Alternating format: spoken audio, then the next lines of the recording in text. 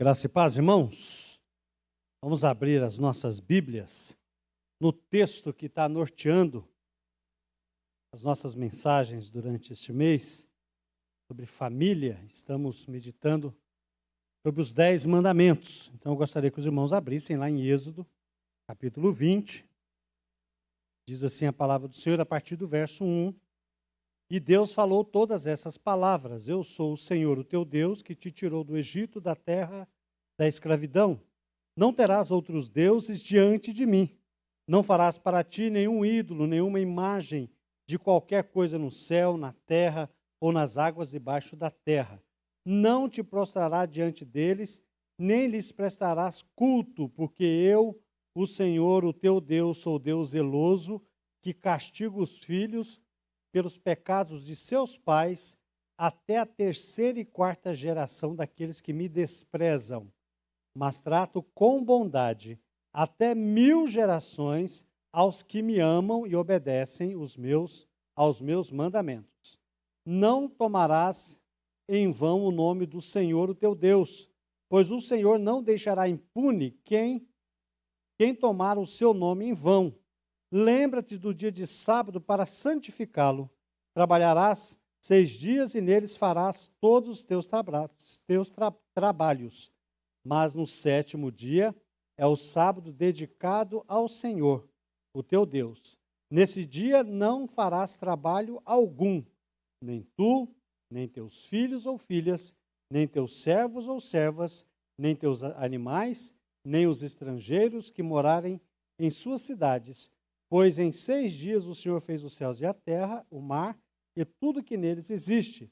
Mas no 7º dia descansou. Portanto, o Senhor abençoou o 7º dia e o santificou. Verso 12. Honra teu pai e tua mãe, a fim de que tenhas vida longa na terra que o Senhor teu Deus te dá. Não matarás, não adulterarás, não furtarás, não dará falso testemunho contra o teu próximo. Não cobiçarás a casa do teu próximo. Não cobiçarás a mulher do teu próximo, nem seus servos ou servas, nem seu boi ou jumenta, nem coisa alguma que lhe pertença. Pai, em nome de Jesus, nós somos gratos pela tua palavra, viva, santa e eficaz. Pedimos a Deus que o Senhor fale conosco, através dela, neste momento, no precioso nome de Jesus. Os 10 mandamentos é aquilo que Deus deu ao povo de Israel para norteá-los em vida espiritual, em vida moral e em relacionamento com Deus e com o próximo. Tudo bem, pastor, mas o que isso tem a ver com família? Tudo. Porque nada acontece em termos espirituais, morais e de relacionamento se isso não for iniciado na nossa família. Algo que é de suma importância para nós entendermos o quanto vale o nosso relacionamento familiar. Mas o nosso relacionamento familiar, ele só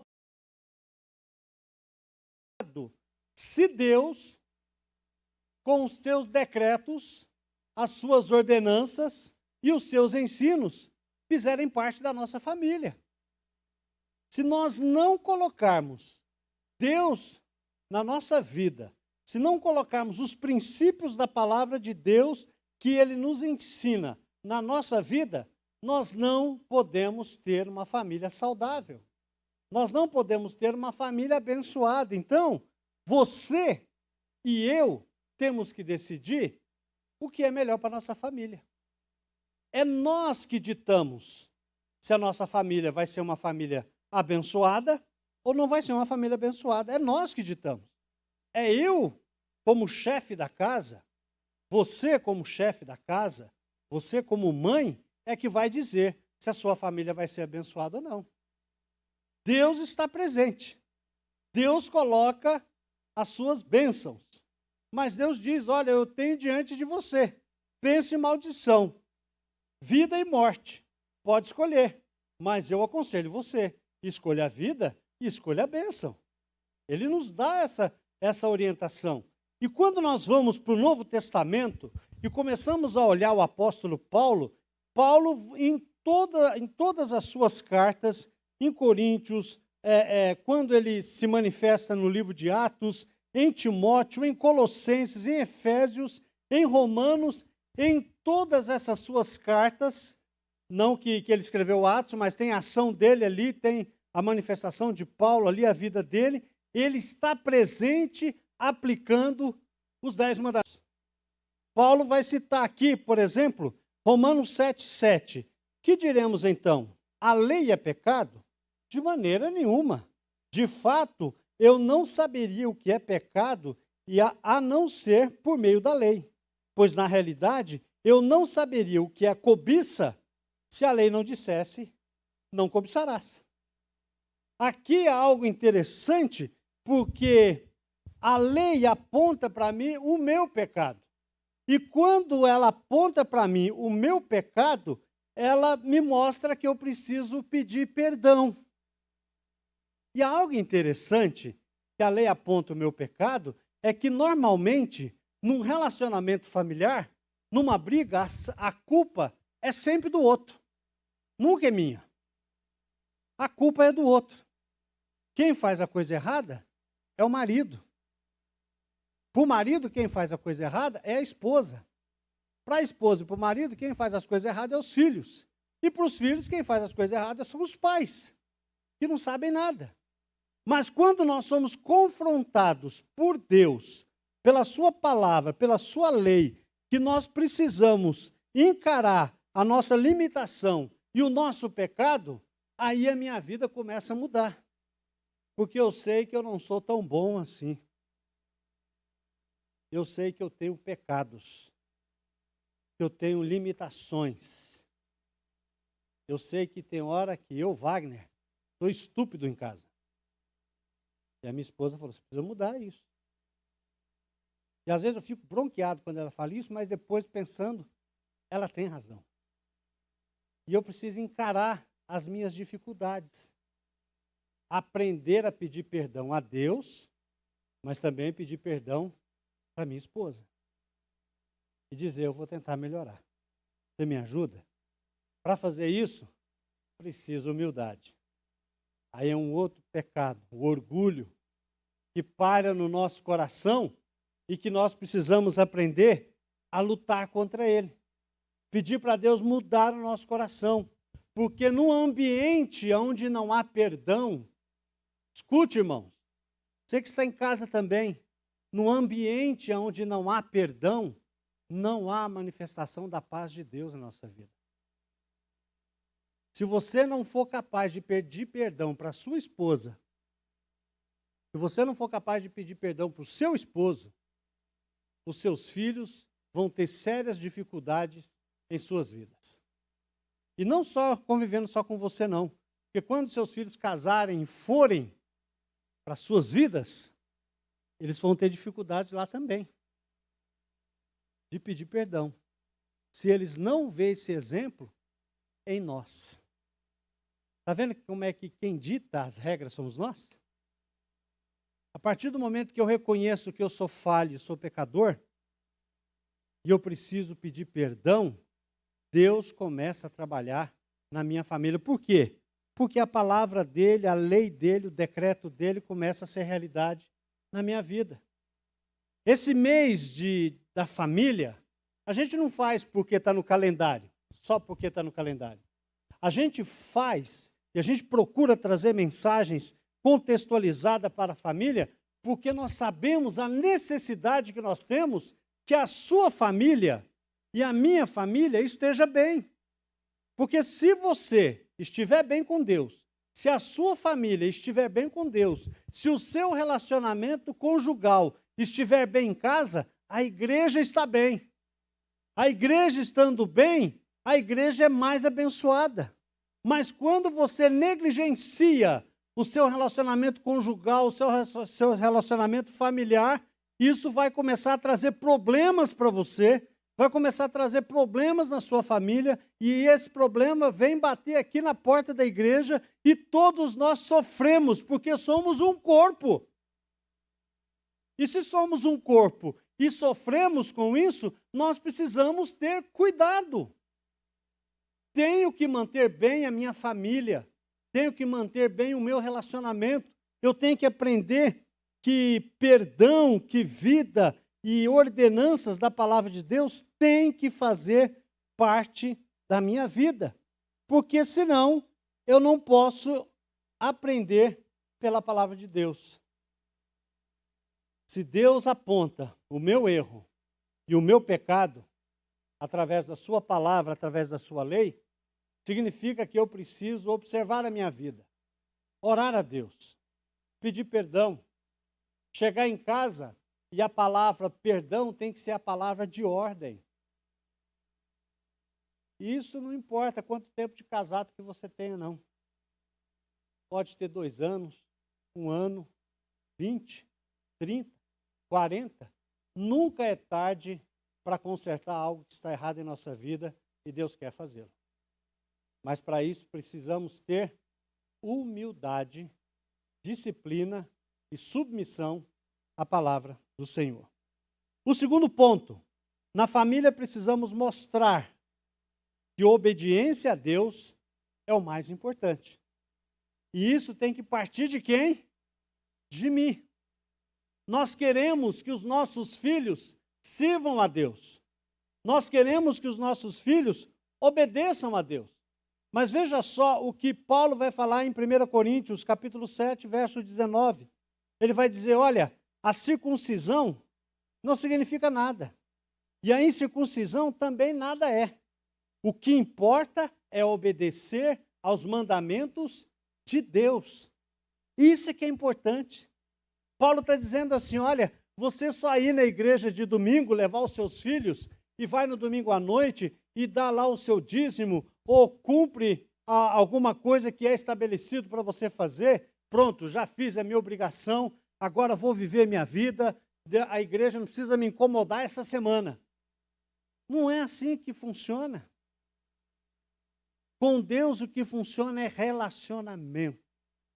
Se os seus filhos, preste atenção, se os seus filhos, você que tem filho, você que está planejando ter filhos, presta muita atenção. Se os seus filhos verem em você uma pessoa que lê a Bíblia, uma pessoa que ora, uma pessoa que busca, mesmo através de lutas e dificuldades, mas busca ter um relacionamento com Deus, ele provavelmente, muito provavelmente, ele vai seguir os seus passos.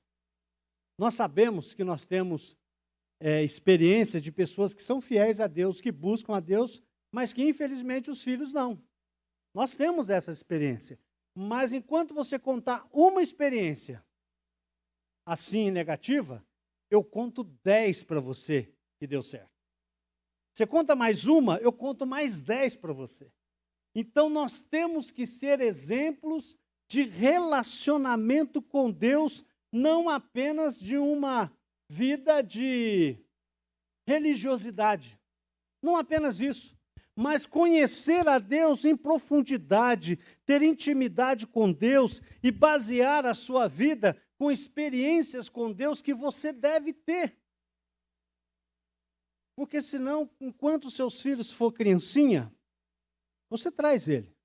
Pega na mão dele, vamos para a igreja. Ele vem para a igreja. Mas quando eles crescerem, eles não vêm mais. Sabe por quê? Porque às vezes eles vão dizer assim, pô, meu pai e minha mãe nunca deu valor na igreja, por que eles querem agora que eu vou para a igreja? Não é verdade? Então nós precisamos amar a igreja. Precisamos amar a escola bíblica dominical. Precisamos amar o culto. Precisamos amar os irmãos da igreja. Na minha mesa, em vez de eu falar mal de alguém, eu vou orar. Vamos orar. Vamos orar, agradecer pelo culto hoje de manhã.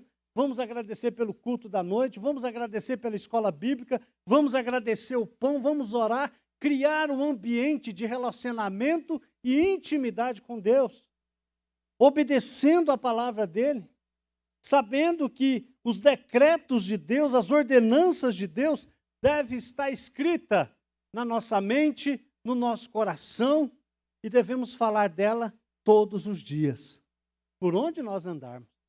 Isso é relacionamento.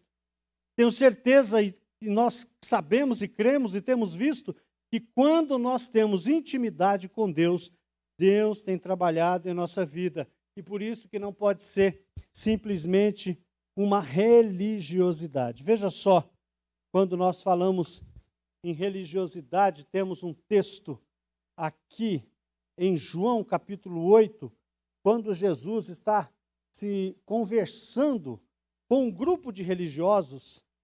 Veja só o que Jesus diz a esse grupo. Se Deus fosse o Pai de vocês, vocês me amariam, pois eu vim de Deus e agora estou aqui.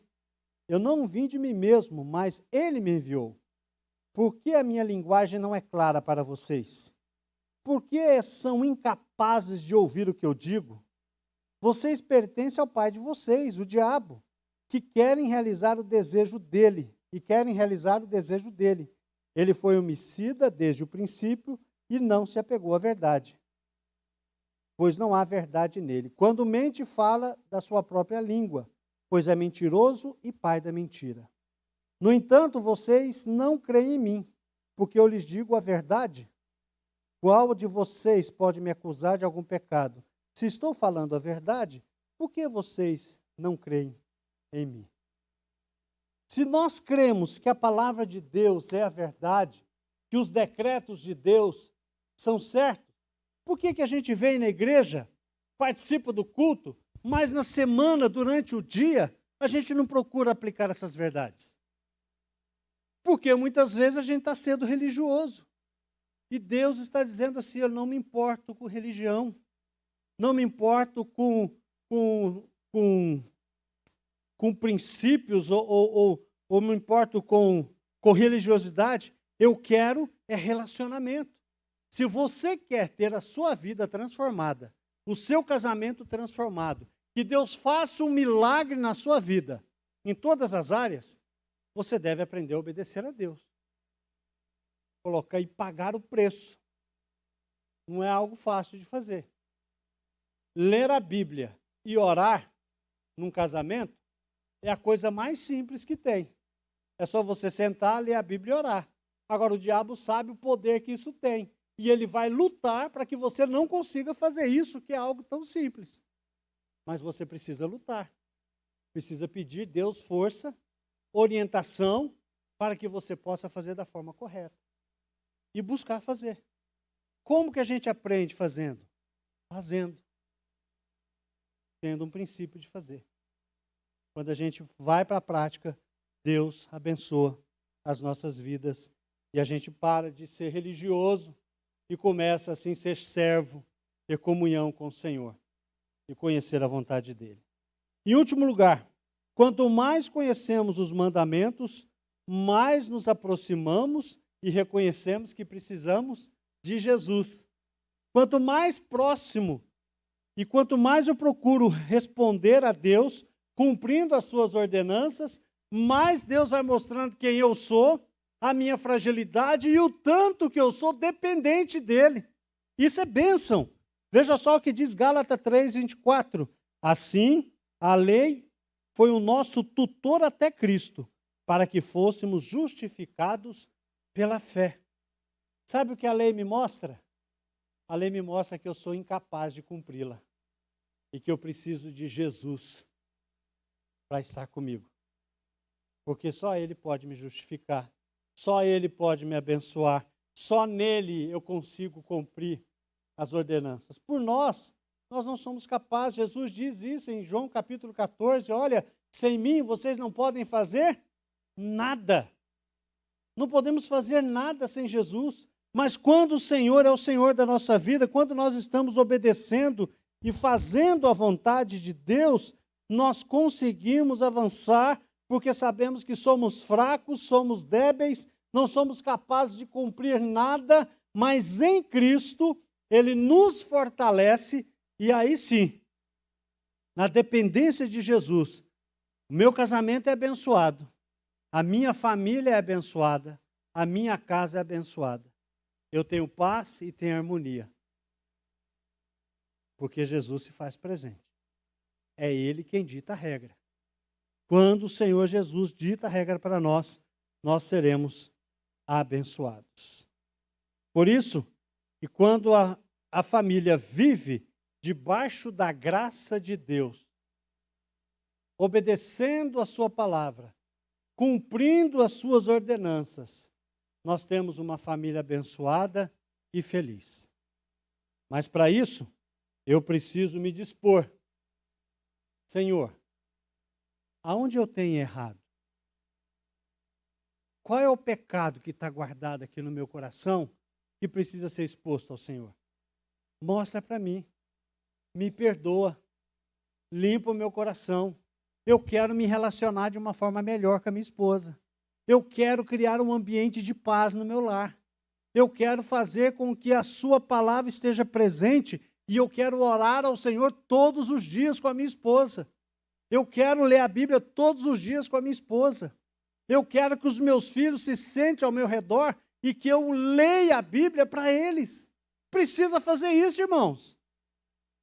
Não tem outro caminho se nós queremos ter uma vida abençoada, uma vida em que o Senhor está presente e uma família que expresse realmente a graça de Deus para esse mundo, eu tenho que pagar o preço.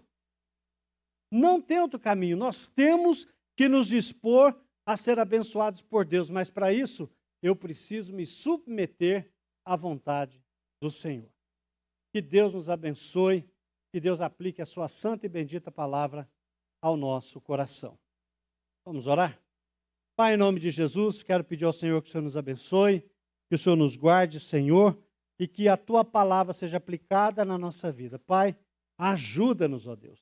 Ajuda-nos a fazer a tua vontade. Ajuda-nos a obedecer às tuas ordenanças. Abençoe as nossas famílias, no nome de Jesus. Amém.